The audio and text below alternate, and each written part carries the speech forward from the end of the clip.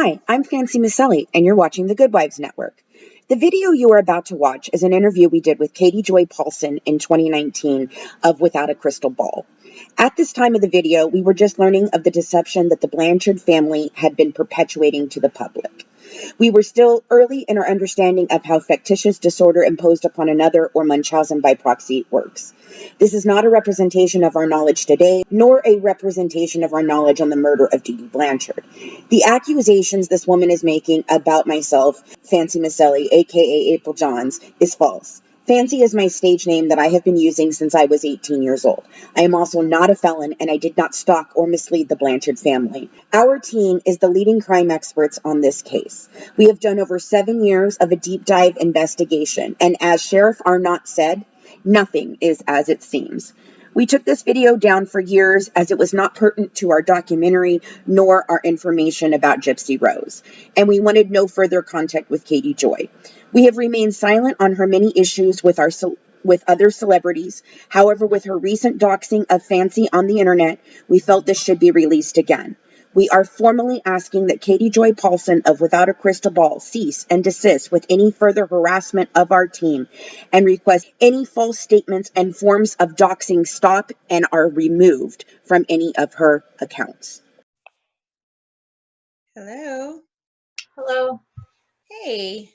Hi. How are you? I'm good. How are you? I'm good. Brande should be joining us here in a second too. She's one of my team members. Oh, she's there. I guess we have to put headphones in. I guess I was the last one to the party. I'm so sorry. I'm sitting there going, why can't I hear nothing? Funny. Hey, Katie. Okay, so I'm so sorry that I didn't realize that you were the same Katie. Like, that was so funny because Yeah. it just, the name didn't click for me. It's all right. I just kind of thought you were just another reporter, and I was like, oh no, I'm not talking to you. Because that week that you contacted me back, like, we've had so many people contacting us because the on again, off again engagement announced. So I was just like, no comment. Yeah, I get it. So you've known Laurel a long time, or just through the Schofield? I would say I met her online. Right. I started covering Susan Schofield in February. Oh wow. So okay. I met her shortly thereafter. I actually met her on Kiwi Farms because I went on there because I noticed that a lot of them were talking about it there. And I was like, I'm a reporter and I like cover this kind of stuff. And of course it's Kiwi Farms and they're crazy. And, but I met a couple of really nice people, including Laurel, who I became friends with on Facebook, and we stayed connected. And actually just talked to Michael Schofield yesterday. Oh, wow. Oh, okay. And I just wanted to let you know I am recording, but I'm not going to use it for anything. It's just for us to go back to if we need to later or something. But anyway, well, I wanted to talk to you. Obviously, I know you do a lot of the Munchausen by proxy stuff, which have you been doing that a long time? I know what you do. I just don't know how long you've been doing stuff, and I kindly only recently came to you. So, well, I have been writing a column on Pathos for about a year, and then I'm actually transitioning now to just primarily doing like a YouTube channel because the writing industry is tanking, and there's more money to be made vlogging than blogging. I know. But I have a son that has many chronic illnesses, and I have been exposed to many mothers with MPV.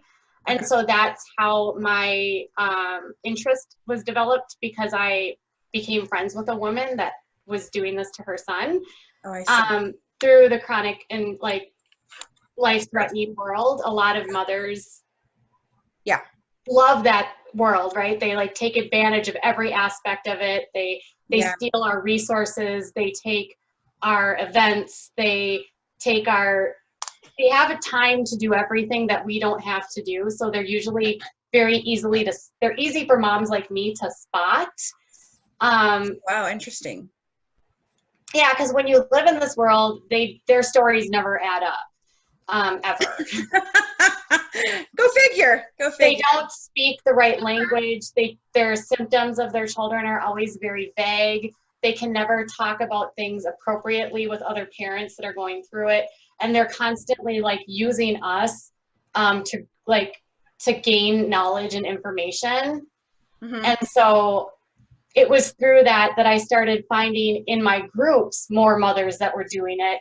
And as I was in these groups as a parent, women were getting arrested for doing it. And so people within my own community were getting arrested. And so then I started like digging and finding more and more and more people.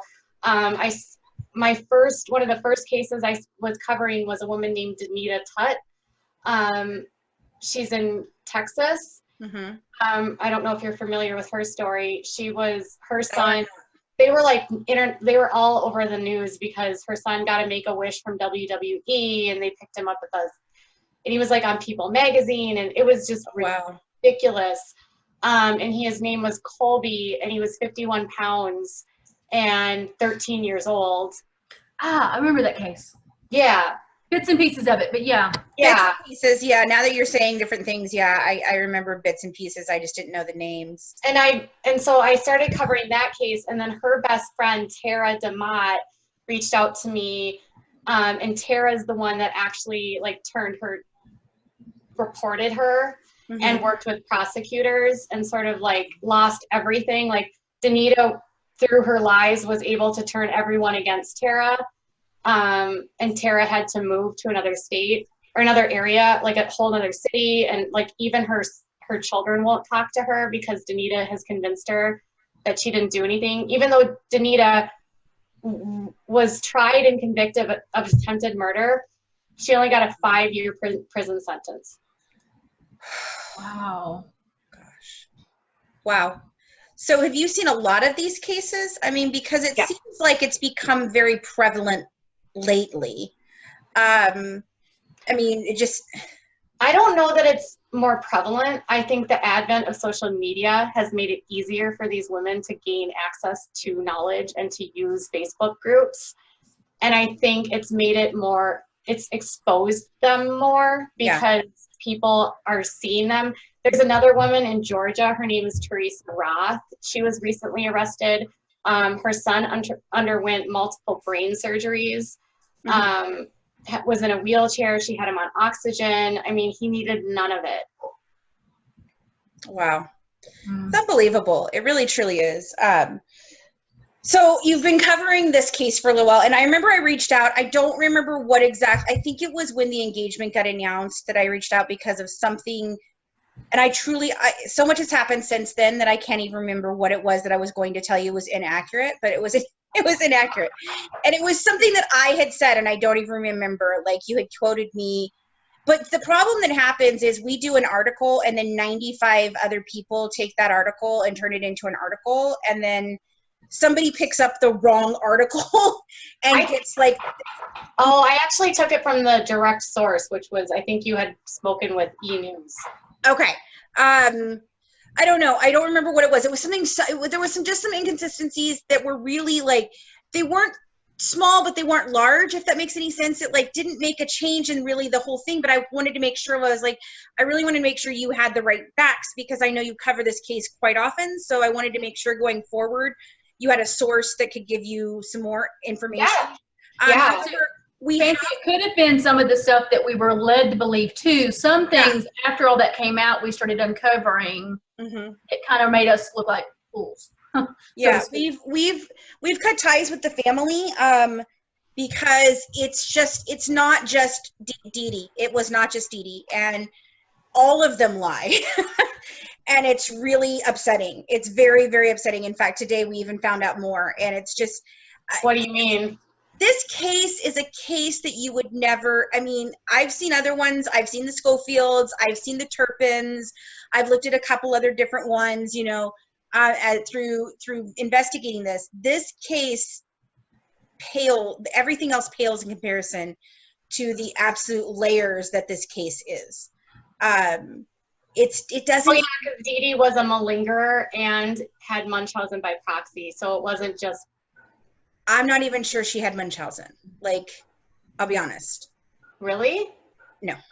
Because I mean, here's something. Maybe in the beginning. Maybe in the beginning. But here, let me correct me if I'm wrong, because this is where I'm thinking, and you know a lot more about it than I do, obviously. So, most Munchausen actually make their children deathly ill, very, very sick, very, very sick by poisoning them or different things. Correct? By giving them specific medications. Not always. Very sick. Not always. She didn't make her sick at all. She just told her she was sick. Yeah, that's not, they do that too. Okay, because it doesn't seem like the rest of the cases. And Gypsy was very complicit in participating. Well, complicit or abused. I thought abused until recently. Why? When you look at these case files, it has to be somebody who actively participated in deceiving the doctors in what she was deceiving them in. For instance, she had over 10 surgeries on her eyes. She has nothing wrong with her eyes. And the way that she would get these surgeries on her eyes is they would do these exams, and that's a time where DeeDee can't make that happen, okay? Like, she can't look at something. She has no idea what lens they're showing her when she's looking through the thing. She has no control over her looking at an eye chart and actually reading it. And Gypsy had to fake those results. Had to. And that's one of the biggest things. Like the eye exams is. I don't remember her age. What was her age, Fancy, of some of those? Do you remember? From that was after 2012, wasn't it? 2011, 2012? Well, more, even after that. So that was 2012 through 2015, right up until the murder. So that was really truthfully her creating that. And they even write that in the files. Well, you have to understand the abuse and the coercion that goes on with the mothers and the fear that she had. And like, in a lot of aspects, she's not allowed to speak, or DeeDee's speaking for her, or DeeDee's coaching her to do what she needs to do. Yeah, and the other things I can see that, but in an eye exam, I don't see how that's possible. It's easy for anyone to fake it if she tells them you need to fake this. You know what I mean? Like, she just needs to pretend like she can't see things. But then she has to make the decision to do that. She has to make the decision to do that, but her mother is going to withhold things from her. Her mother is going to abuse her or do something. It's a fear. It's a psychological fear that she has over her mother, and her mother has over her. And she's doing this from the time that she's very young until the time that she's an adult, so she knows nothing else. No, you're right. You're absolutely right. You're absolutely right. I see where you're coming from with that, but I also see that I just feel like at some point in time, I mean, she started that back when she was 8. She faked her first hearing test when she was 8. And she admits to it, and she knows that she faked it. But a lot of these children are being taught and coached by their parents to fake things. Right. And then they're told, like in Colby's case, you know, he's being told to like say he can't eat. And he's being told by his mother, Danita, that he has pain. And he's told and instructed to tell these people that he has pain. Okay. And that results in them getting him on a ton of pain meds. And it's not until they're separated from their caregiver in a meaningful way, where there's not a fear of them walking in or, you know, that a child will ever get to a point to admit what's going on. And it's not until that separation where they can actually see, like, if you're okay without them, that's how they can diagnose it. But you have to sort of understand there's so much coercion and manipulation and psychological, like, abuse that goes into this, that they are, like, basically adhering to what that woman or parent wants. So then does it become more like a Stockholm Syndrome kind of thing with the children, you think, because they get older? Maybe. I think probably, I mean, from what I understand from Gypsy's case and from what I've read and just seen in her, like, and from what the experts have said about her, is that her mother, DeeDee, had convinced everyone that she had a low IQ. And because of that, she felt no one would believe her if she said anything. And she had guardianship, which is really hard to do. She didn't. She didn't have guardianship. She had a power of attorney. She didn't have that. She didn't have that either. It was fake. It was faked. It was faked. Just fake documents. So either way, DeeDee has fake documents. She Right. has the community convinced, right? Mm-hmm. Well, I have a question on that too, because if they were told, this is what they were told, and I've heard them come out with different things when they're interviewed. They were all told that she had the IQ of a 7-year-old, but then they also talk about her being very articulate and that they would bring her out for every single charity event for Habitat, and she would speak on the stage because they knew that she would use these huge words and was very articulate and very, she had a charisma, and that she would really move people. So for them to say, well, I think that she has the thought process of a 7-year-old, and then make that same statement. A 7-year-old isn't going to speak like that. A 7-year-old is not going to be able to have that type. And no developmental person would ever quantify it that way. So that's, again, like DeeDee not having a doctor and making crap up. You know what I mean? Like, my son has a low IQ, and they don't say, oh, he's like 4. That's just not how it works. Right. No, I understand. But what I'm saying is how can an entire community think that? Like, I mean, they're not. Because these women are skilled liars. Yeah. Many of them are borderline personality or have borderline behaviors. Yeah. And they tell so many lies that they believe them. And so when they believe them, then everyone around them believes them. Sure. And so it gets to a point where, and I see this in my own community, they prey on the naivete of everyone else around them. So Sure. they're preying on the fact that they don't expect you, Fancy, to think they're lying, because why would she lie, right? Right. Why would a parent lie about this sort of thing? And then they're preying on your naivete about medical procedures, diagnostics, testing, medications. And that's why these mothers can't fool mothers like me, because when they start commingling in the communities of other children that are ill, they are spotted and identified and reported.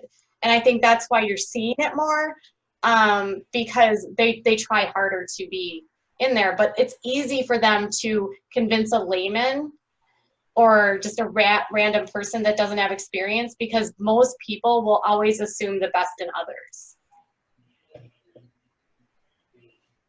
Yeah, I understand that.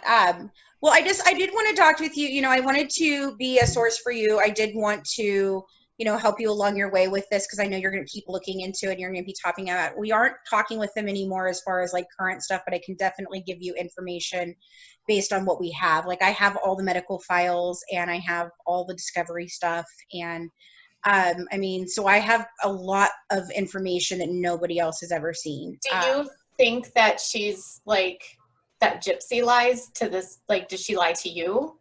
She lies to everybody about everything. Yes. She's very manipulative. Which she learned from her mother. Right. And it's not being encouraged to get better. It's being encouraged to keep going because there's a payout. Mm-hmm. What do you mean? Because the people that are in her life now are the same people that failed her to begin with. Right. And they knew what was going on. Like Christy and Rod? Yes. There's messages in some of the Facebook groups where Christy admitted to knowing that Gypsy could walk all along. There's a lot of information out there that just in Facebook groups, and it's stuff we're looking at now. It's been kind of shocking. So if they knew this all along, why did they? That is the $1 million question. That is the $1 million question. Not even kidding. I can see I've blown your mind right there. Like, it's unbelievable. Gypsy is still being failed by the family and the system. She is still being failed to this day. She's not doing any therapy? Nope. No, and she has not requested it. She had access, and she never ever one time requested to go. We found that out the other day, that she's never once asked to see a doctor and never once asked for the therapist. And Christy and them have been talking about, oh, well, she needs help, but we don't know how to get it to her. Well, we found out that's not the case. The case is that in jail, she was offered and she declined and never asked to go.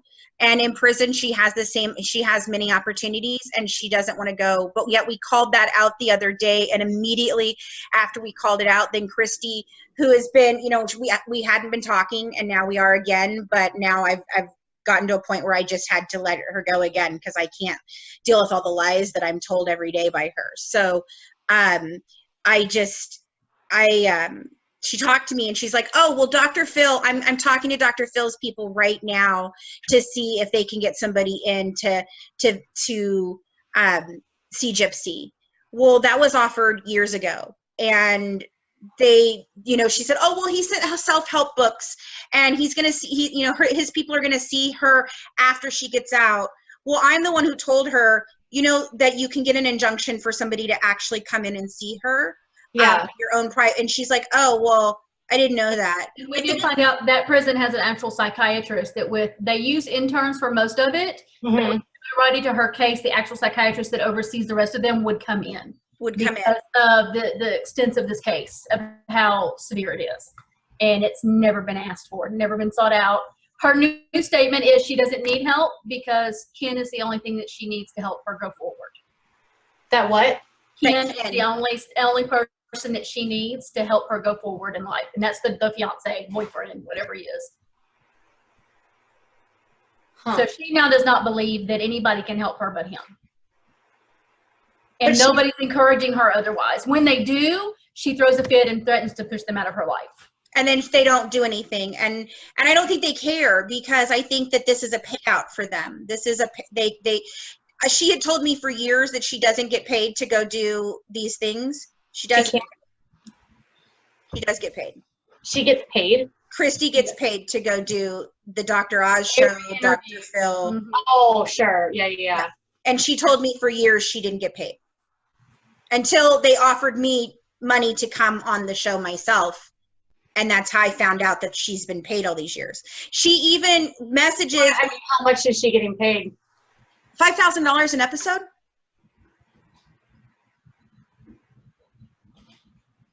Okay. So essentially, it's almost like they are doing the exact same thing DeeDee did to her all these years. She messages when she wants to go on a trip, when Christy wants to go on a trip and doesn't want to pay for it and wants to get away, she messages Dr. Oz's people or Dr. Phil's people or so-and-so's people and asks them to have her on as a guest again so that she can get a free trip and have time away. Wow. And please don't release that at this time because we're not releasing this at this time. No.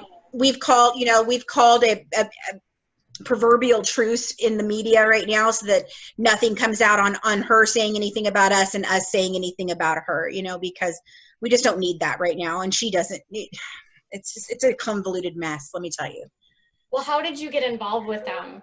I started 2 years ago, two and a half years ago, right after Mommy Dead and Dearest was coming out. It hadn't been released yet. It had just been announced that it was coming out. And I saw it because I'm an avid true crime person. And it was the very first time I've ever gone into a Facebook group to look for information or anything like that. Because, when I had looked into true crime before, Facebook groups weren't a big thing. You watched a documentary, you did some research, maybe, through books or the internet, but Facebook wasn't this huge thing where they had these groups and stuff and people talking about it. Well, so I went into one of the groups and I just saw people bashing the crap out of her. And I don't know why they were bashing Christy. Like, this is a stepmom. What did she know? And so I sent her a message and reached out to her and basically told her, I am a filmmaker. I'm not a big time filmmaker. I'm just a little time filmmaker, but maybe somebody needs to tell the truth in a different way because a lot of people don't watch documentaries, So I pitched her a scripted series and then I had to wait for 6 months because she was still under contract with HBO. And so basically I just did my own research and built a friendship with her, or what I thought was a friendship with her. And then for the last 2 years, I've been involved in the research and everything for this TV series that I've been doing. Closely involved with Gypsy, closely involved with the family. I went down. Is that show not going to happen? No, the show's going to happen. The point is they don't want the show to happen. Not now, because they really thought that they could control what me and my team were going to put out there. And the second that we showed that we were still, we've always said we were all about the truth, good, bad, ugly. And that was fine until good, bad, ugly became good, bad, ugly about them, and not just good, bad, ugly, period, about everybody else. About DeeDee. About DeeDee. Have you guys, in the midst of this, and I'm sure have you consulted with doctors related to all of this to clarify what this is going on and that? Yep. We have a full medical research team. We've reached out to Mark Feldman and Louisa Lasher, who are both huge, MSBP experts. And what do they say? We're just now starting to work with them personally. We've kind of followed what Mark's said all along, and I've listened to some of the things that Louisa has put out there in the public eye. She did a podcast, she's done a couple things, but we're just starting to really get into it with them. But we have, like I said, we also have a full medical team that has been researching and doing and going through the files. Like, the fact that we have the medical files is a huge thing. And the person who heads up our medical part, she was also DeeDee's best friend in high school. So it's very personal for her. And her whole thing was she wanted to give Gypsy this comprehensive look at what actually happened to her. And the more and more we look into it, the more and more questions we have. And it's just, it's exhausting. I'll be honest. Having those experts with the MVP will be like critical though, because yes. I think that it's, even if she's doing these things, she's not the one that started it. No, she's not. Definitely. Right. We believe that it all comes from DeeDee, but also DeeDee wasn't the only one who failed her. Her dad failed her. Her mom's family failed her. They knew too. There's things that they've told us that they knew. And I think a lot of people just in these situations, they don't know what to do. Yeah. And I think a lot of times they don't want to believe it, or they dad don't know chose to not be involved. Well, it's not even that the dad chose not to be involved. No, he chose. I'm not even going to dispute that with you. He chose to not be involved. He chose. He also chose to give up another child legally to another woman that had a child after Gypsy was born 5 months later. Okay. He chose. There's a difference. And that's the things that you think that you know are because of what your experience is with this type of case. But what I'm going to tell you is this case beats all those cases. It's not, and when the sheriff came out and told you and made that press conference of saying everything that you think you know in this case, you don't know, that is every single day of my life for the last 2 years. Sure. Every day, we actually almost want to replay that in a GIF, because it's like every day. Every day. I could just apply that to every single thing. And so, like, I understand where you're coming from, and I totally was that way up until probably a month and a half ago. And then things started to come out. When I was given the interrogation video that was hidden for years, things got nasty because I released that video, and it doesn't make Gypsy look good. What do you mean? Have you seen the video? Frida, and then you. Oh, she's cute. I'm surprised my cats aren't up here watching while we're talking. Not only the 2 hours before, while she was sitting in there talking to the other detectives before the detectives from Missouri got there. Yeah. But once she goes into the actual interrogation, it's terrible. It makes her look really, really bad. She never admits to anything. Never. And in the end, I mean, you are right. In the end, if it not be for DeeDee, she would not be like this right now. Right. Yeah. But it wasn't just DeeDee who failed her. That's the thing. But everybody failed this poor girl. Willingly still failing her today. Still failing her. Yeah. feel, and it's gut wrenching. Why is everyone in her family saying that she's using services? They don't. All they've ever said is that she's done anger management classes and she does group, like an AA group, but yet it's like for people that like, you know, have been through something. It's just, it's nothing more than like if you were to go to like a group therapy session for maybe grief, or a group therapy session, like I said, for like an AA meeting. She's not getting help, and they've never encouraged her to get help. And they don't even respond to her comments about just needing Ken and Ken being all the therapy she's going to do. They make no comment, none. If they do, she cuts them out. Just like DeeDee did to other people. So it's a continuing behavior now. Gypsy's making no steps to change the behavior.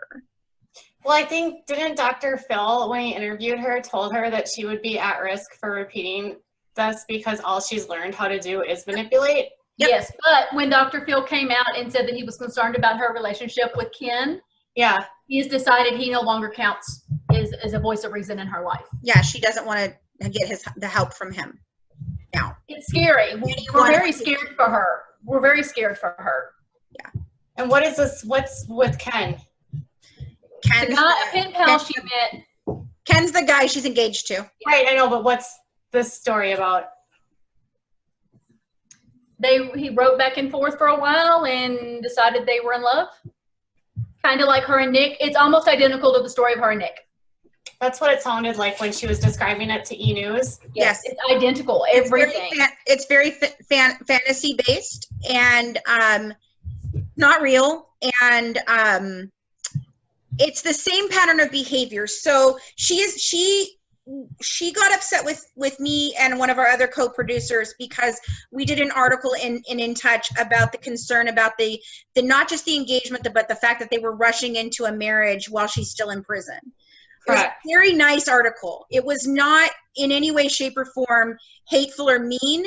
It was in response to something that somebody had taken out of context. So we actually wanted to let everybody know that what I said was out of real concern for Gypsy and not anything else. So we did that article. It absolutely infuriated her.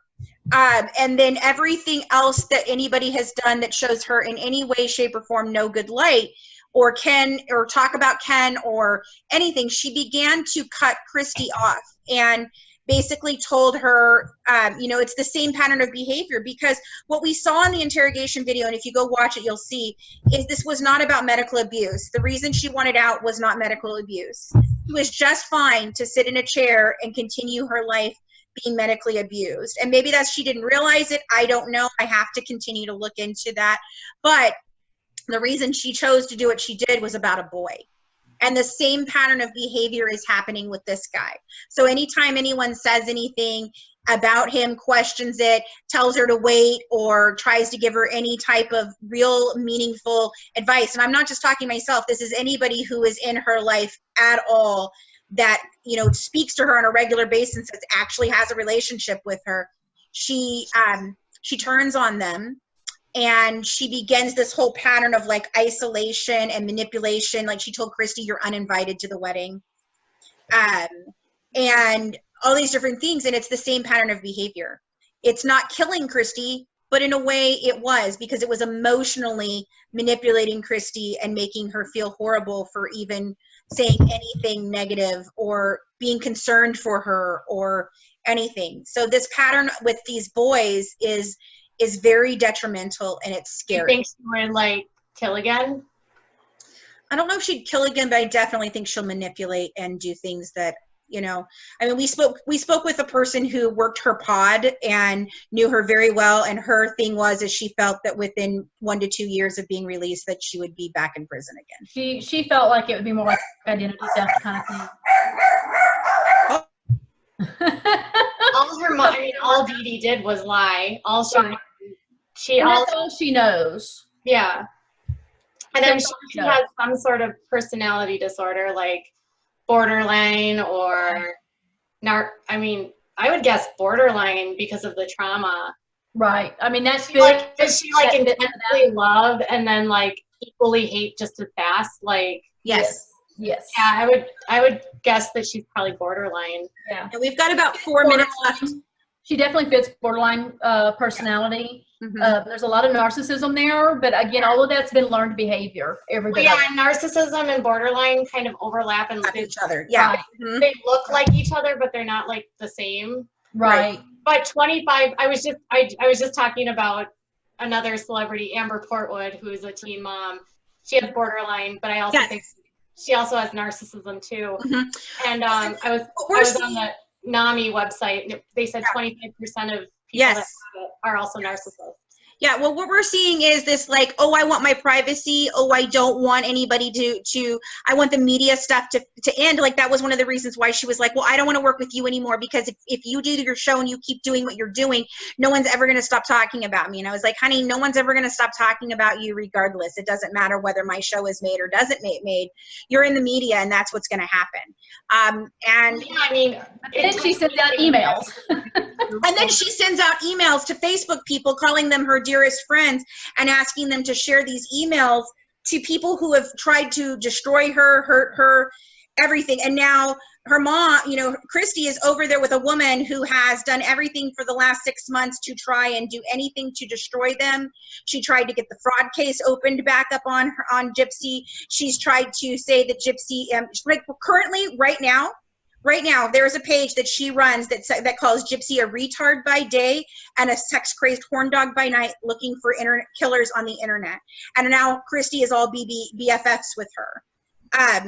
And Gypsy sends her emails, and I mean, it's crazy, Katie. I'm telling you, this is not your normal average case. It's insanity every day. But then she's telling people, oh, I want to be private, but then she's calling E! News and doing an exclusive interview with them. They're not paying her, right? No, not Gypsy. No, not those, but like the Oz show and Dr. Phil and stuff like that pay Christy. So, but no, like E! News does not, you know, they don't pay her. But, I mean, we've got about 2 minutes left on the Zoom because I have like a free account, so I don't do the paid. We can always call back in if you want to talk longer, but yeah. No, I'm captivated. Like, we have to end now. You're like, what? This is our life. This is our life. This is it. This is my life every day, and everything I thought I knew has been crumbled, and it's very sad. Like, I was literally just crying on the phone with Brande not even just an hour ago, because that was the second time today. Yeah, because more stuff came out today, and it just broke my heart. And like what came out today?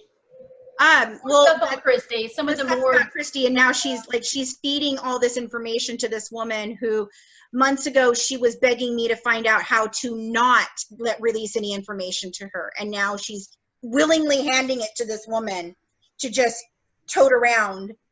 I mean, it's crazy. All right, let's exit out and call right back in. I'll call from my phone because I gotta go get the grandson. No problem. How do I call back in with the same link? Just go ahead and click the same link. It'll bring you right back. Okay. Yeah. I'm here. Can you hear me? Okay. Hello. Hello. Hey, I'm here. Can y'all hear me? So yeah, I mean, like, it's just unbelievable. And a mother who would care about Gypsy would have nothing to do with this woman. Nothing. But it's like, well, no, Christy would have nothing to do with the woman that she is now giving information to and associating with. Like, if she, so why is Christy associating with this woman? Because it's good for Christy. Is she mad at Gypsy now? No. Mm-mm. And this woman doesn't like Gypsy. Nope. She's done this over and over again. It's not just, she's gone through group after group after group. She burns out of groups, Facebook groups. She causes all this drama. She goes in, she deletes all of her comments, she leaves. She goes on to another group of people. People are now, they've screenshotted everything she says now because she's so inconsistent in what she says. And she is just one lie after another lie after another lie that people just continuously screenshot what she says, because 1 minute it's this and the next minute it's that. And then, you know, I mean, it's just, it's all about making Christy look good. It's all about Christy wanting attention. I mean, she's just as attention seeking as DeeDee. In fact, I told her today when I got so upset and blocked her, I literally had to block her today.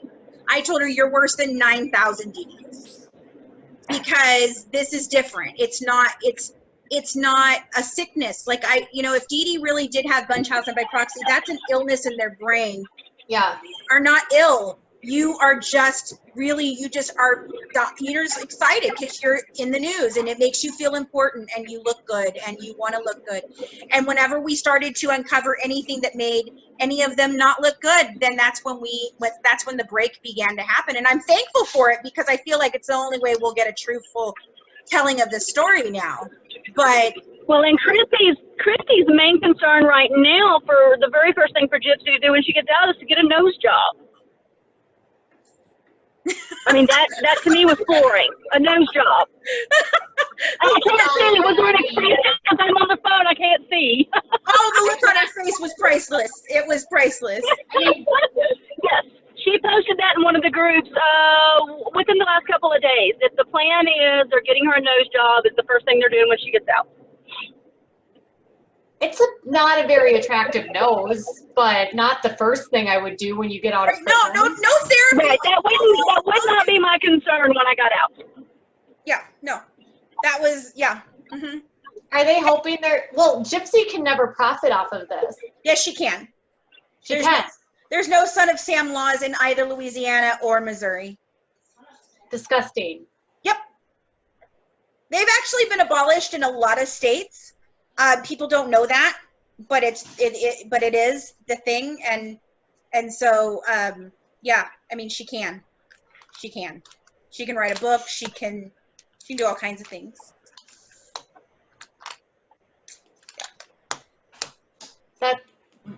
Wow. It's very upsetting. I'm not. It's a law that states that you can't profit off of a crime. Yeah. Yeah, my daughter's asking. Oh. She's 16, so she was asking me, what is a son of Sam law? She doesn't know. I can't, for the life of me, understand. Nope. No logical person could. No, and we had the inside information interview that we had the other day. I literally cried. I mean, because I am one of those that have been 110% Gypsy. Everybody else was just being mean. She's not making anything up. And then to have that interview and to be slapped in the face with facts of her lying, that it knocked the wind out of me. And I told Fancy, I need a couple days. I've got to process this. This was a lot. Because I don't want to believe it. I want her to be that poor child that was so severely abused that, technically she was so severely abused that it has affected her. But, man, I mean, the layers. But it's affected her so badly that I think she crossed from being the abused child that was the victim to being her own perpetrator now as well. Like, it's a crossover. I don't know if that's because, this is one of the only cases that ran on as long as it did. Yeah. So maybe that's it. I truly don't know, and I'm trying to understand that aspect of it, because it's not your average case. It really, really is. There's nothing black and white here. This is not black and white. There are so many colors. He never tried to actually go see her. And she didn't leave Louisiana until she was 14 years old. She lived in the same city as him until she was 14 years old.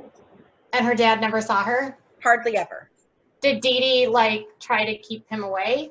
I mean, to some extent, yeah. But then again, he never took her to court. He never questioned it. Pardon me? No. The area of Louisiana they're in is very close-knit. So, they would have seen each other going to the grocery store kind of thing. I mean, it wasn't like big city areas where you could lose people quickly. The town is about the size of my house. Not kidding you. Yeah, I mean, that whole area is really small. I'm sure, though, that, these women like DeeDee, they do have a really good way of isolating the men. Right. But he didn't try. Well, I'm sure he didn't. He had it easy, probably. He didn't try. He didn't. Okay. He didn't take. Why does he care now? because I think if he didn't, he'd look like an asshole on national television. And I think he reminds me a lot of my dad, that it was just easier out of sight, out of mind. If I don't have to, I can just sit back and let everybody else worry about it, and now it's in my face, I have to. And he does, and he still doesn't really. I mean, he's offshore, most months out of the year, so he has little interaction with her. I mean, what does he do? He goes, he visits her, for a couple of days every couple of months, and then goes home to his life with his wife and his children, and that's it. Like, I mean, he's still not like it. His whole thing was, well, I told her one time that I wish she would wait to get married instead of getting married in prison, and I don't know what else to do. That was his whole statement. I don't know. Well, he doesn't have a relationship or even like a pull to do anything. No. But he won't even try. Like, my husband, if my daughter did something like that, my husband would be emphatic about telling her, no, this is, I don't want you to do this. I love you. Please don't do this. All those different, nope. But if he's never established any kind of relationship with her, why would he care anyway? Right. He probably doesn't. No, I feel, right. No, our whole thing is we think that, he has this petition, the petition that he's had going for 2 years. Those petitions do nothing. Okay, well, first of all, they do nothing. Second of all, he's never actually bothered to take it to the governor. I've asked and I've asked and I've asked, because I was going to arrange for like a rally and different things to show support for her and do the different stuff, and never. Nope. He doesn't even, like, so he made it, but yet does absolutely nothing. I'm the one who got it up to 200,000 signatures by putting it in touch and promoting it on our Facebook channel, our Facebook page, and talking about it constantly. I'm the one who did that. Up until the point where I came in contact with the petition and put it out there, it had 5,000 signatures. Now it has almost 200,000 signatures. But it's not going to do anything, first of all, but that's his answer to helping her. It's not getting her therapy. It's not talking to her about making, changes in her life. It's not. Well, so DeeDee, Gypsy is asking all these people to write letters. No governor is going to grant, no parole board is going to give her early release if she doesn't do anything. Right. We know. And that's what nobody's telling her. If you got to do this work in order to be seen as rehabilitated. You don't they don't see her as rehabilitated. Yes, you were abused, but you didn't have to kill her. No, exactly. Right. And she planned that for a year. Like, every day for a year, intensive planning. It's why? Did she ever say to you why she didn't just leave? Because according to her, she thought she could. She did leave one time, and DeeDee found her. Right, but that was a year or two before. Right. I don't know. She's never given me a good answer. He has said that she just didn't think that her mom would just find her, and she felt like Right. But she even said that she wasn't in contact with her dad, and we've found that she was in contact with her dad. She had a secret account where she spoke to her dad. So the fact that she didn't tell her dad because she didn't trust her dad, that's a lie. It's a lie. I wasn't in contact with my dad. Yes, she was in contact with her dad. Has Louisa and any of them, have they looked at any of this stuff and given you any feedback? Not yet. That's where we're at right now, is getting them to look at everything and see that stuff, because it's mind-boggling. Because I think of like Janny Schofield, and she's now away from her mother. Yes. And literally wants nothing to do with her. Right. And is doing everything she can to get better. Right. You would think. Yeah. And Janny has a developmental disability. Yep. Right. There's absolutely nothing wrong with Gypsy other than the life she lived. So she's kind of like a con artist. And her mom somehow convinced her to be part of the con.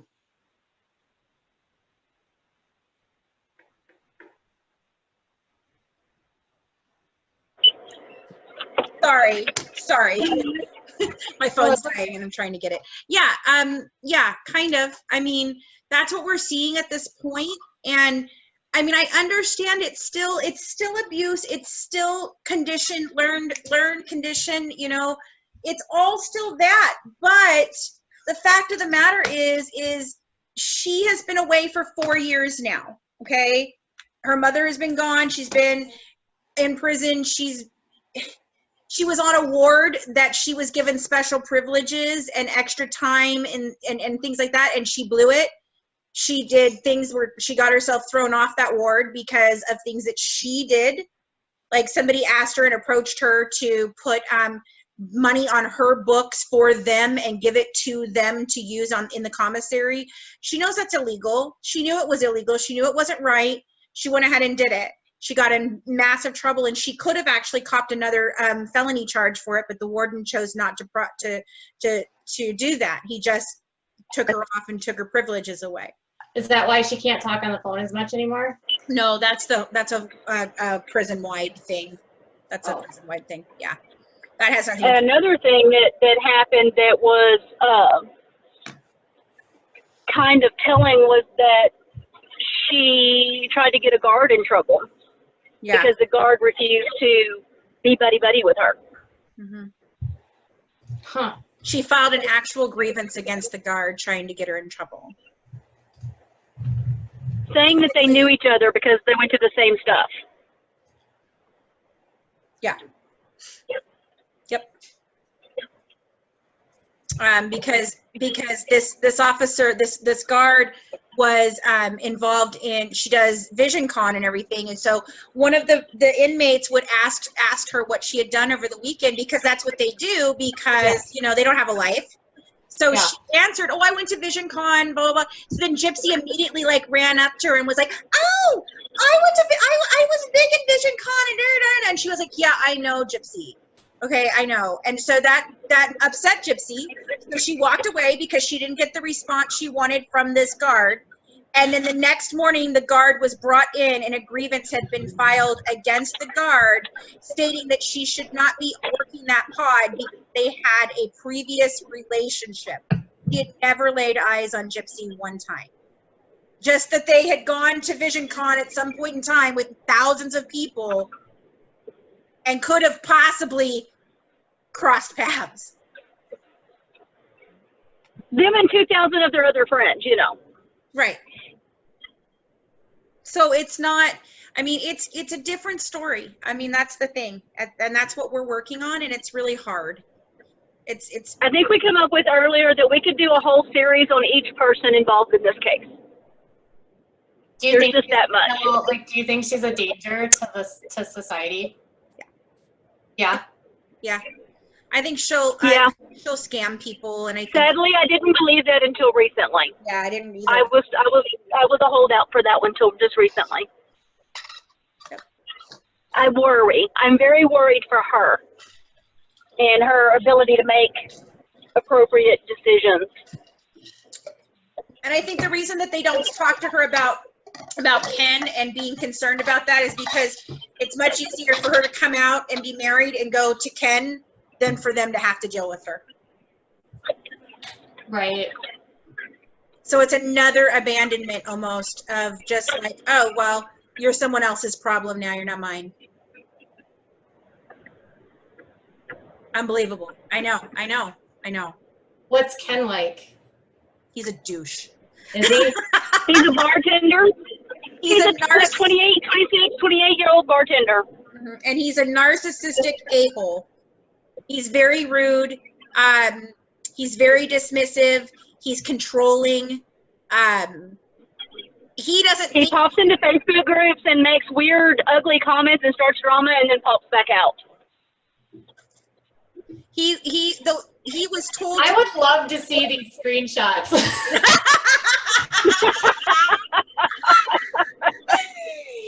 Okay, so the lady that Christy is now friends with and is working with and giving all this information to, which, mind you, and she is never going to make a show or anything like that. Okay, so there's no reason for Christy to even give her stuff other than the fact that Christy just wants to piss me off, for one, and two, she wants to continue to stay relevant so people will still continue to follow her and talk to her. And she still has something to go do. This woman, months ago, 6 months ago, released Ken's mugshot. Now, it's not a bad mugshot. It's a mugshot for a suspended license. Like, you know, it's not like he's like, you know, some criminal or anything like that. He had a suspended license. He got pulled over. He went to jail. The way that she described him, it's almost like he sounded like Nick. Yes. Oh. Yes, very much. Okay, so so that woman released his mugshot. I told him not to go in the group. A moderator from her group specifically messaged me a screenshot saying if he comes into this group, because he requested to go into the group, that they were going to annihilate him. And his answer back to me was, well, it's a lot of fun. Got to keep the groups lively, right? And his answers when they asked the questions of like, why are you joining this group? He says, well, you guys talk about me a lot, so I thought I should go ahead and come in here and clear the air. And then he said something else smart alecky on the second one. He's like, well, it's like a sewing circle. I figured I'd just become a part of that circle. So then he went in there. He caused all this drama. They freaking went at him. Then they turned his mugshot over to the news. The news contacted us.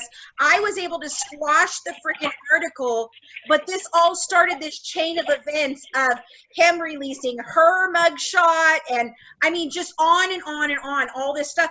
And he was told over and over again, don't go in there. There's nothing but drama that's going to happen in there.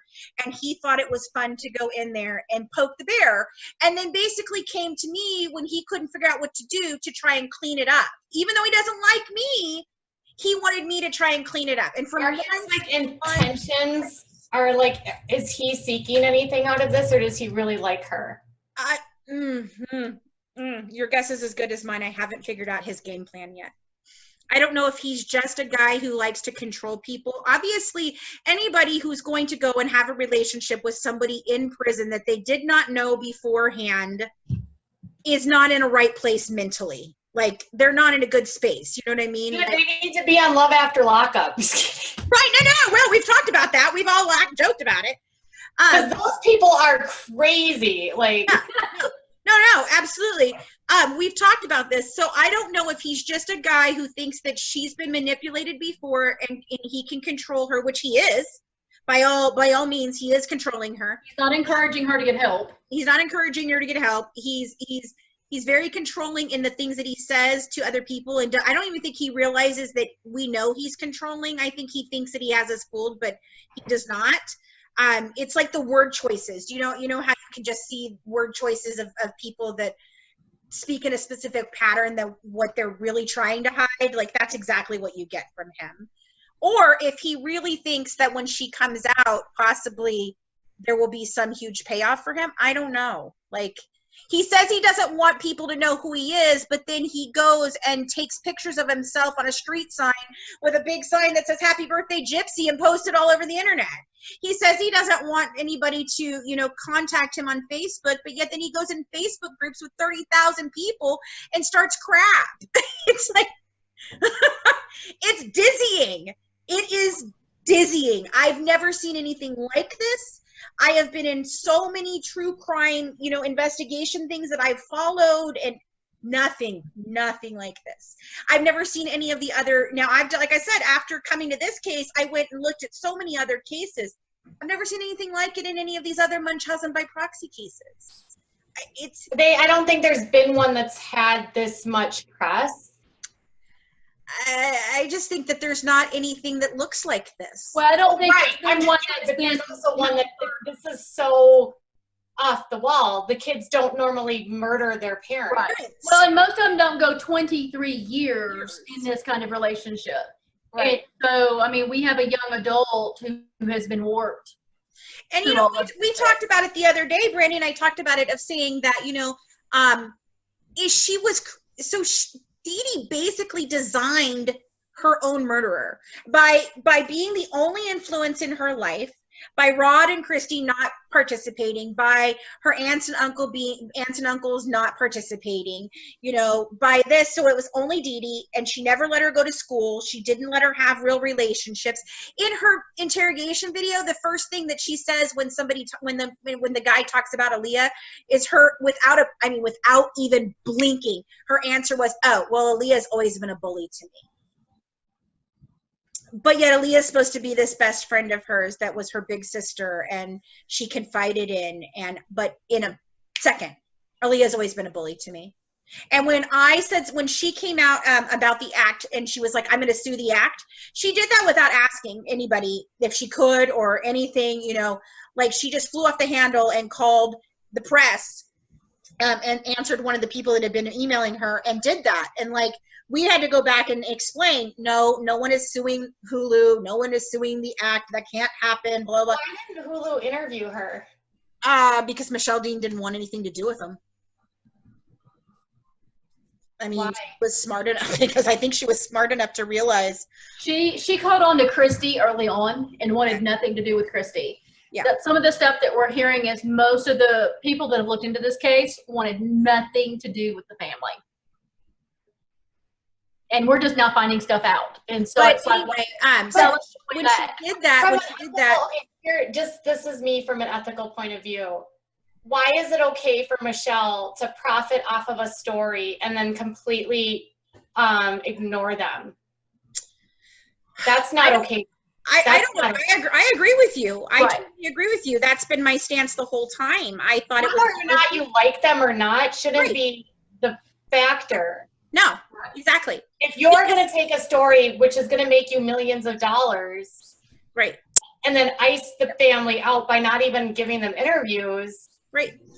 I mean, what I don't like about the act is where we stand right now with the split with the family. They've even been told they're still getting paid. Right. No matter, you know, that's what, we're still wanting to pay them, like, because they did participate and they did provide things to us and everything. You know, I'm not going to turn around and just not give them anything. Like, that's not what I'm going to do. But I mean, would I like to at this point because of the way I've been treated? Sure, but it's not. But ethically, just like not have them at all part of any of it. No, she did not have anything. No participation with them. Why did she change the story and add things? It didn't need to be added. There's enough drama that. And what pisses me off as a journalist, and I hate people that come from BuzzFeed, by the way. Yes, I do too. They are so salacious. Yep. There's nothing. Now, my criticism of that the entire time has been, now people look at that story as fact. Yes. Yes. That's what I did, an 8-part series of debunking every single episode with In Touch, because, and that's how my show got the series, like our Facebook page and stuff. That's how we got a following, because I was asked to do that because I was so upset. But anyway, when Tipsy came out and said she was going to sue them, there's actually no things that she can do about it. She literally cannot sue them in any way. Public story. Right. And so I tried to tell her that. She didn't want to listen to me. So that when we did that, like, she was livid, and she called me up and she was so angry because of the act. She wasn't really mad at me. She was mad at the act. But since she saw the act, because she can't contact Michelle, she called me screaming about how the media is just portraying her this way and that way, and she doesn't appreciate it, and I can take my series and shove it up my butt. But she didn't say butt, she said ass, you know. And one of the things that she had said was, the things that she was upset with the act for was that she had heard Aaliyah was being portrayed poorly. Well, then she actually said in that conversation with me, I said, well, Gypsy, your mom is saying that, you know, you're concerned about how Aaliyah is being portrayed. And she goes, oh, well, Aaliyah can go fuck herself. And I was just like, what? She goes, I don't care about Aaliyah. She doesn't come and visit me. She doesn't know who I am. I don't give a crap about Aaliyah. And I was just, what is she mad about with the act? She wasn't. That was Christy's take on it. That was Christy's explanation. Christy said that the act portrayed Aaliyah in a poor light. They just made her look like a teenage girl with normal teenage life. Okay, but what's the problem? Why is Gypsy mad about the act? Because it makes her look really damn bad. Well, she murdered her mom. Well, I think they played up on Nick's autism and made him look way more innocent than he is. He is absolutely developmentally delayed and should not be in prison. Not as much as people think. Not as much as people think. That is really the specialists have all contradicted themselves. When you read emails that he does, he is intelligent. But that doesn't, you can be intelligent and autistic. Yeah, no, autistic, absolutely. No, not the same, no. But he's not developmentally slow in any means, no. But autism is considered a developmental disability. It's considered a neurological disability. No, it affects all aspects of development. My son is autistic, so. Okay, do you believe that your son could be manipulated into murdering somebody? Yes. You do? Yes. Why? And where is your son at on the spectrum? He's high functioning. He's high functioning. Why do you think that could happen? Because they're vulnerable. Because you're actually the first one that we've talked to that has said that. I think anyone that has autism can be manipulated because they're vulnerable. Have you seen his actual text messages and his words? Nick's? Yes. Not all of them, no. Yeah, they're pretty scary. He's very much a manipulator all on his own. Well, no, I'm not saying he also has like some sort of psychosis or something, doesn't he? He doesn't have DID. He doesn't have any of the things that he claims. Is he definitely got mental problems? Absolutely. Do we know what they are? No, we don't. Because he doesn't believe in doctors and medication, so it doesn't. Does he have like multiple personalities or? No. Nope, those are made up. That is a part of the BDSM world and role play. That has nothing at all to do with DID. Doesn't even fit DID. So what? Nope. ID, you mean intellectual disability? Or what? DID, dissociative identity disorder. Okay. Which is what multiple personalities is. He doesn't have multiple personalities. He does not have DID. He's been evaluated for both. He does not have them. So he has autism, or? He has autism. He is on what would have been originally known as Asperger's. So I guess that's autism. Level 1. Yeah, autism 1. It was even the expert that the prosecution brought forward in the trial to talk about his autism. One is not an actual autism expert. The defense or the prosecution? Prosecution. So, or no, for the defense. Feel like she manipulated him into doing this? I think they manipulated each other. Yeah, I think they played off each other. They were two very toxic people that were a dynamite together. I mean, they manipulated his on that Oxygen interview. It's pardon my French, but he's scary as fuck. Oh, honey, that's mild. That's mild. I have eight emails from him to another girl from inside prison that every single one of them scares the shit out of me. Wow. And he's not. He talks about healing again. He talks about wanting to kill again. And rape. And yeah. And that he told her that she needed to be okay with being raped if he got out of prison. Yeah. Oh, yeah. Oh. We've actually shared some of those emails. I mean, it's very scary. He is not. I mean, I think he was failed by the system. I think he was failed by his family. Yeah. I think his mother, I would like to be in a room alone with her to beat the hell out of her. When I was watching like his stuff about like not being able to get a job, and I mean that's not uncommon with the high level. Right.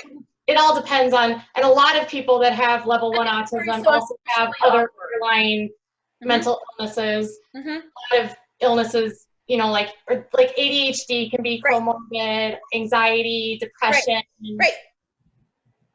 Oh, I don't doubt that he has things like that, but they did absolutely no things to help him.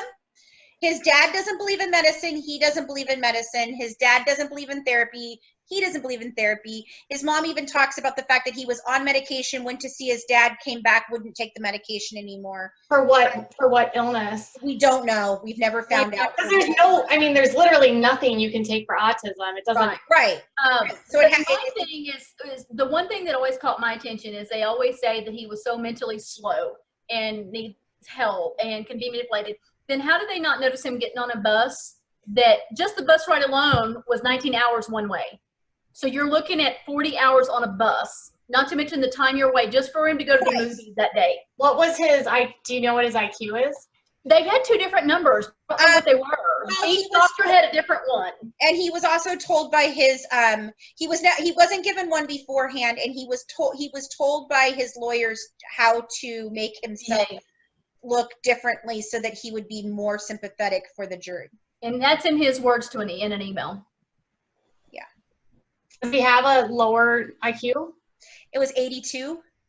Okay, yeah, that's lower. It is, but what you see him. Okay, so my son has an IQ of 75. Right. And people that fall in that area can appear higher functioning than they are. Mm-hmm. And just because he can speak and does that stuff, his processing could be slower. Yes, that is he in his own words. The only reason that I am even regarded as autism is because I process things slower. That is it.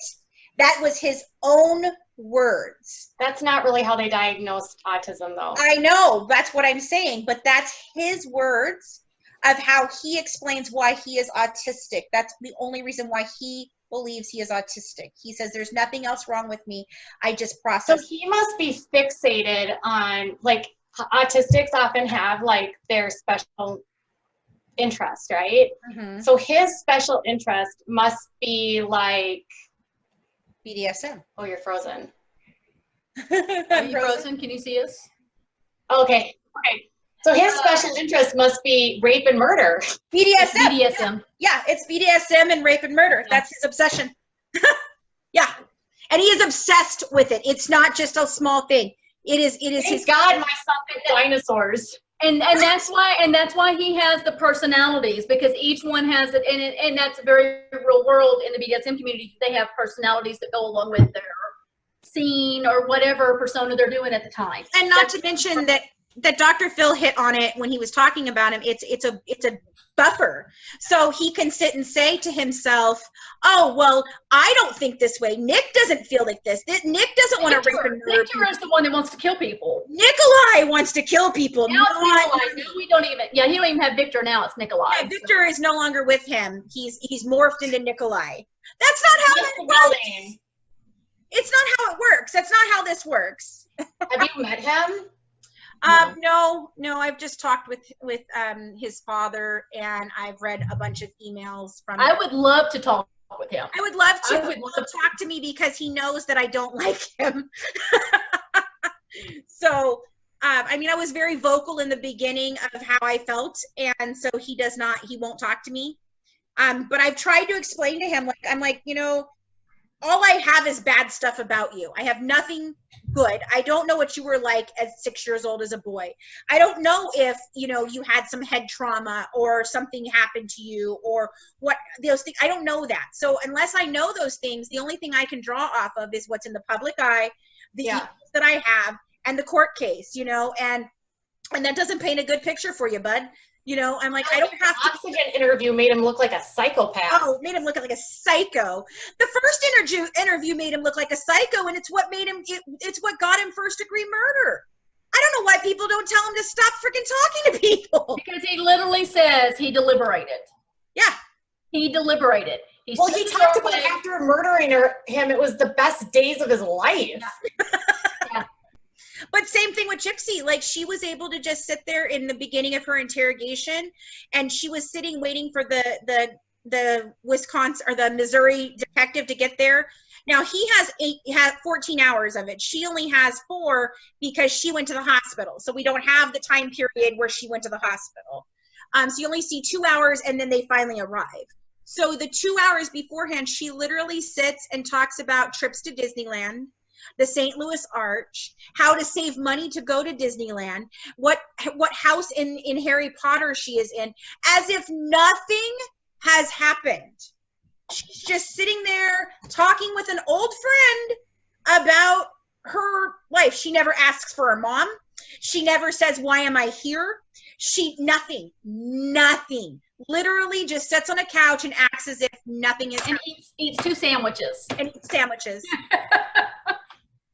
He sits in the room and he talks about to himself. He sits and he's like, I hope that I'm not screwed, you know, blah, blah, blah, blah. I hope she's okay. Nothing. She never asks where Nick is. I mean, it's chilling. It's absolutely chilling. And we're about to run out of time again. And we do have another interview that we have to go to. So we're going to leave her with this. And she's going to be like, what the hell? I just listened to you for 2 hours. I don't even know what to do with this information. I know. This is our life. That's our life. That's our life daily. Well, you guys said you don't want this in the press. I don't necessarily not want it in the press, but I want to be very, very I want to really be careful in how we put it out there. Okay. Yeah. I mean, I'll work with you and we can do some things, but I want to be very careful about how we put this information out, you know, and I don't want it to cause this huge media frenzy that I end up in a war with the Blanchards, you know, like I don't want to do that. Yeah. And I mean, I want to keep some things from my series, obviously, you know. Yeah. So, I would definitely suggest for you to join our by proxy discussion group on Facebook. You'll see a lot. We do 2 lives. We do 2 lives in a week. We do one on Wednesday nights and one on Sunday nights, and we talk a lot about inside information. And tonight we're actually talking about the DID, multiple personality stuff versus role play BDSM, and how that goes into play with Nick. Yeah. So are people not as like sympathetic to Gypsy anymore? Not as they were. It's getting less and less. And I think people do understand that if it not for DeeDee, she wouldn't be here. I think everybody still says that and agrees with that. Do you think there should be something put out there that like she's not doing what she should be doing? We do that every day. Yeah, we have. We talk about it every day. No, I mean like to the media. Does the media? We've tried talking to them about it, but like I said, I'm still trying to figure out a way to put this out there without just totally starting a massive war. Well, I think if you can figure out a way, and a statement that expresses your concern, I think the public has a right to know. Yeah, we're talking. We do have the recording from the girl who worked the pod that said all of that, and we're working on editing that and helping to put it out. So I might end up giving that to you to kind of put out there and do like an exclusive thing with you with that, because no one's ever heard before. We've got less than a minute, so I'm just gonna, just join our group. You'll learn a lot. It's by proxy? By proxy discussion group. Okay. Yeah, we have a page, but then we also have a group. So okay, sounds good. And then we'll continue talking. Yeah. So I'm intrigued. You guys are my new best friends. I knew you would be. That's what it's like. Every day, all day. So this fascinates me. So yeah. So anytime you want to contact us, just hit me up on Facebook anytime. Okay. So, okay. Nice talking to you. Bye, hun.